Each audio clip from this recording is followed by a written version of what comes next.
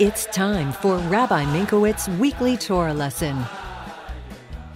Here with his spiritual perspective and insight, Rabbi Minkowicz. Welcome to this week's Torah lesson. This week's Torah portion is Parsha Shemini. The question of the week is, how can we elevate even the lowest of the lowest?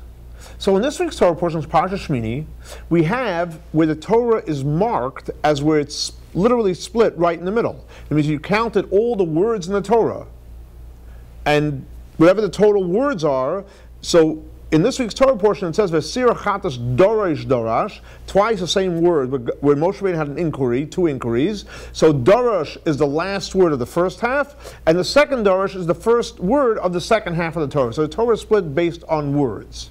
There's also a word in this week's Torah portion, gochoin, hoylech al gochoin, referring to the snake.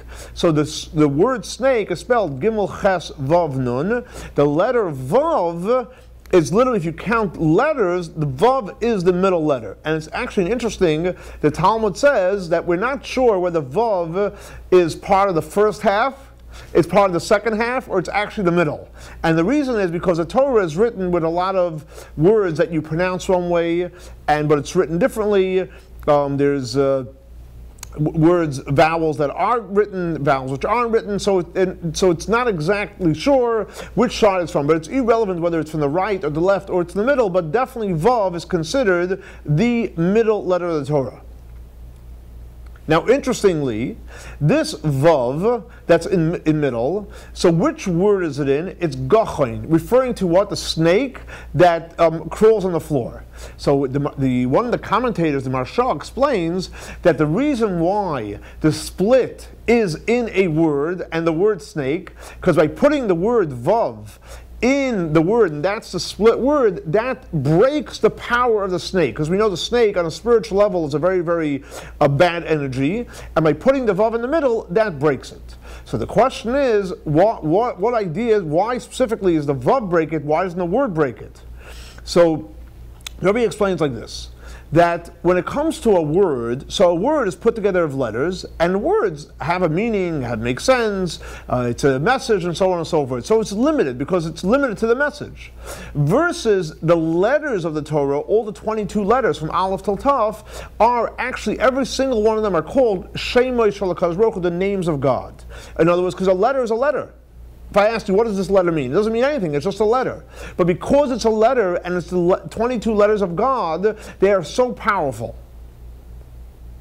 Now, since they're so powerful, so the vav has the power to split the snake and actually destroy its spiritual energy. What does that mean practically? Because we know that a snake basically goes on the floor, and as Rashi says, it looks down. So anytime you're looking down, you're anchored in materialism. Versus when you have the vav, which you know it's the name of HaKadosh Baruch Hu, that means you're looking up on high. When you're looking up on high, when you're looking to God, you can break any negative force. So therefore the Torah uses the letter vav, which is a letter, to split it, because when you look up to God, and you use the letter vav, which is one of God's names, therefore you're able to destroy and split any negativity. So to answer the question, how can we elevate even the lowest of lowest, is to learn from that vav, which is the name of God, and looking up on high, that anytime we look up on high and remember God, we have the power to elevate the lowest of the lowest. Thanks so much for joining us for our weekly Torah lesson. This week's Torah lesson is dedicated to the memory of Baruch ben Ari Leib and Shlomo ben Yosef. May their souls be elevated by the Torah that we're studying in their memory. For more information about Chabad, please see our website.